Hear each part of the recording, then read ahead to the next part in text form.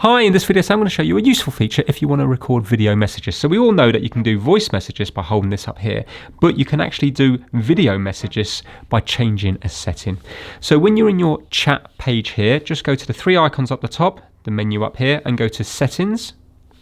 And then we're going to go down to where it says chats, and we're going to go to instant video messages and toggle that on. Now, watch this. When we go into here, at the moment it's still under voice, and you can still leave voice messages by holding that up like so.